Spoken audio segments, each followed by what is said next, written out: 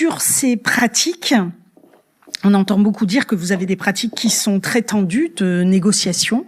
Qu'est-ce que vous avez à répondre de ça? Alors, je vais faire référence à mon passé chez l'industriel, puisque j'y ai passé 25 ans. Et maintenant, dans la distribution, je vais vous dire mon sentiment, c'est que ça participe beaucoup de la légende. D'accord. Je n'ai pas eu à le constater quand j'étais du côté industriel et je ne crois pas que ni mes équipes à Madrid aient eu de tels comportements. D'accord. Effectivement, ça peut parfois être tendu. Très bien. Et sans doute que les échéances, les timings mettent de la tension dans tous les échanges. Mais on a fait en sorte, en tout cas dans la fonction qui est la mienne aujourd'hui, de respecter nos timings, les rendez-vous, la façon dont ça se passait, nos interlocuteurs. Et C'est-à-dire, vous avez pris le temps de négocier bien en amont du dernier jour, dernière heure de. Nous avons pris le temps de négocier jusqu'au dernier jour. Jusqu'au dernier jour. D'accord. Au dernier jour, vous aviez combien de contrats qui étaient signés? Nous avons trouvé des accords avec les 42 fournisseurs dont on vous parlait à l'instant. Le dernier jour? Non. 8 jours avant, vous étiez à combien? C'est juste pour qu'on mesure un peu. On était à peu près à 60% 8 jours avant. Ouais. Et dans la dernière ligne droite, les 30-40% qui restaient. Et le dernier jour, combien? C'est juste pour mesurer le niveau de pression, parce que quand on arrive au dernier jour... 5 ou 6. Ah oui, quand même 5 ou 6 au dernier jour. 45. Ouais. Mais sur lequel la négociation était bien avancée. Il fallait finaliser des plans d'affaires, des ajustements. Mais à titre personnel et avec un peu d'expérience, je trouve que les négociations sur Eureka Trading se sont passées dans un climat plutôt apaisé. Et si je me compare à 2025, on est nettement plus en avance que les années précédentes. Et dans un climat plutôt apaisé et constructif, de part et d'autre. D'accord. Enfin, il y a quand même...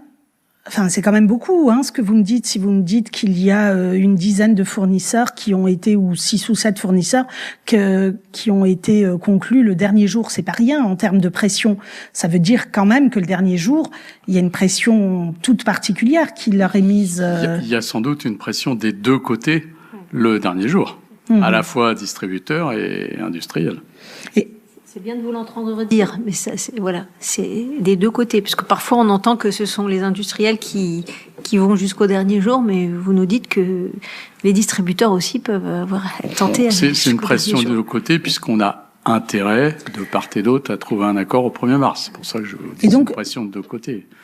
Vous avez fait pour ces derniers contrats, vous aviez fait en amont des propositions de plan d'affaires qui avaient été refusées.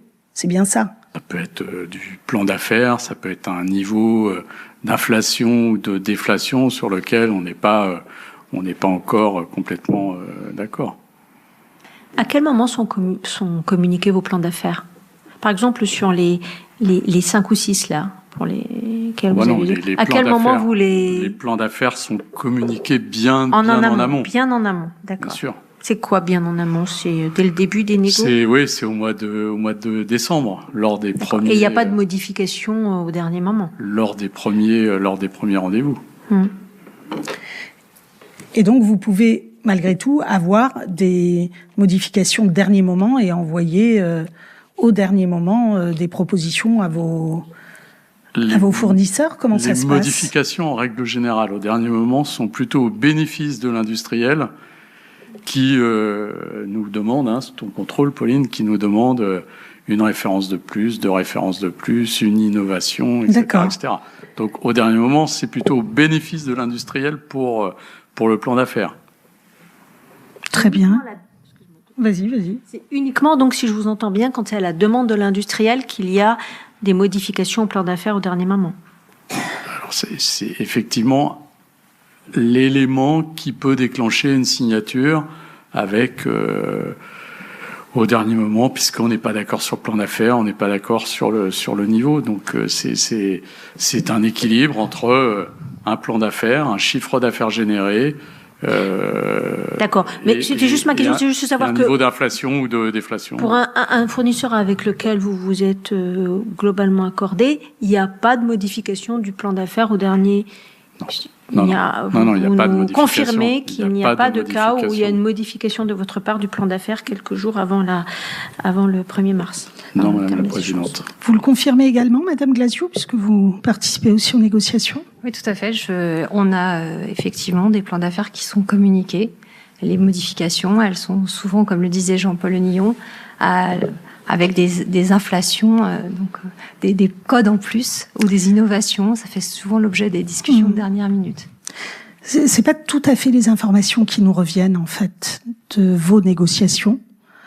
Et donc, je me permets de vous rappeler que vous êtes sous serment.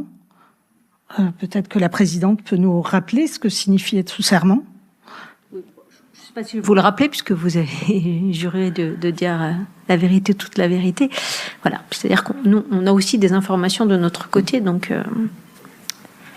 Voilà, je me permets d'insister. Voilà. Moi, je me permets d'insister pour savoir si d'envoyer des plans d'affaires très dégradés à la dernière minute, ça fait partie de vos habitudes de négociation, mettant ainsi les industriels un peu dans l'obligation d'accepter ce que vous venez de leur envoyer. Est-ce que ça fait partie de vos pratiques habituelles? Puisque ça, on a ce genre de retour. Et moi, j'ai les documents dans ma pochette. Merci, mais en tous les cas, je vous réédite ce que je vous ai dit tout à l'heure. Ce n'est pas une pratique d'Eureka Trading.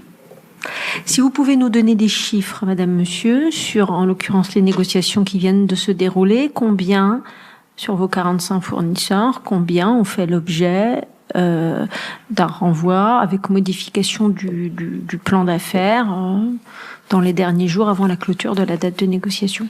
S'il n'y en a pas, vous nous le direz, mais voilà. Vous pouvez nous le transmettre par écrit. Bien, donc ça ne fait pas partie de vos habitudes de négociation? Non. D'accord. Donc les documents que j'ai là dans ma pochette et qui traduisent le fait que vous envoyez au dernier moment des plans d'affaires fortement dégradés ne font pas partie de vos habitudes de négociation?